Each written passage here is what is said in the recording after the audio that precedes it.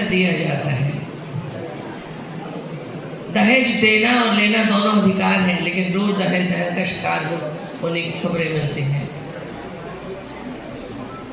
संविधान ने मुझे बराबरी का अधिकार दिया है, लेकिन बावजूद इसके कि 60% से ज़्यादा लड़कियां लड़कों से ज़्यादा अच्छे नंबरों से पास होती हैं और उत्तीर्ण होती हैं और यूनिवर्सिटीज़ में मेरिट पर आती हैं, बावजूद इसके कि हर क्षेत्र में उसका वर्चस्व है, बावजूद इसके कि हर दिशा में उसने अपने परचम फहराया है, बावजूद इसके ये सब करने के बावजूद उसे हर क्षण हर दिन अपने आप को सिद्ध करने के प्रमाण देने पड़ते हैं।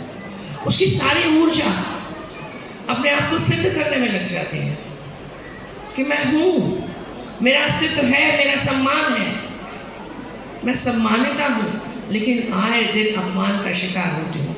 मेरे सम्मान का कोई वजूद नहीं है और ये असम्मान के बहुत सारे तरीके हैं ये बताने के, लेकिन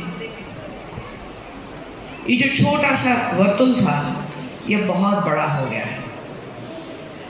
अब स्त्रियां बात करने लगी हैं, अब मुखर होने लगी हैं।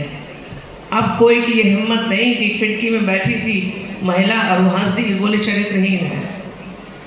अब किसी की हिम्मत नहीं कि बहुत बोलती है, ये उल्टा है, इसकी मित्र, इसका पुरुष मित्र है इसलिए चरित्रहीन है, प्रेम करती है तो गलत करती है।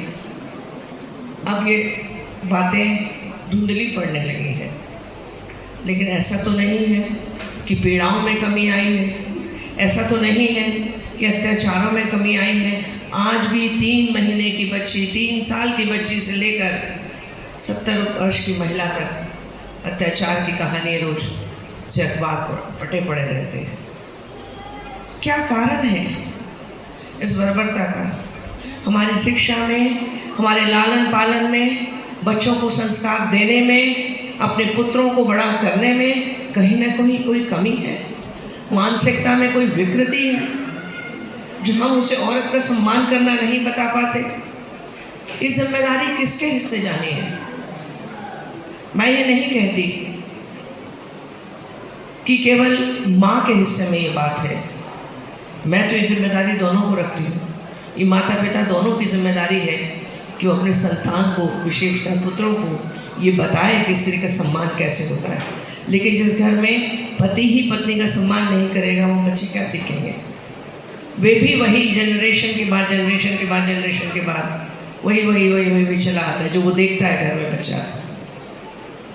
लेकिन ये बात किसी को समझ में ही नहीं आती। किसी के सामने बात करो तो उन्होंने बहुत ज़्यादा बात करने लगी, ज़्यादा पढ़ लिख गई है ना, इसलिए ऐसे बात होने लगी। ऐसी भी बातें आने लगी थी। और बेचारा पति तो, और बेचारा भारतीय पति तो इतना निरीह है, सारे मजाक जो है, सारे गंदे से गंदे मजाक जो है वो स्त्री को लेकर, पत्नी को लेकर होते हैं और उन पर हम भी हंसते हैं, महिलाएं भी हंस देती हैं। उन्हें पता ही नहीं होता अपनी तौहीन अपने आप कर रही है, उन्हें एहसास ही नहीं होता। एक बार किसी सभा में किसी ने कह दिया कि आज का जोक सुनाए। बोले क्या है जी? बोले आज 4 औरतें बैठी थी, चुप बैठी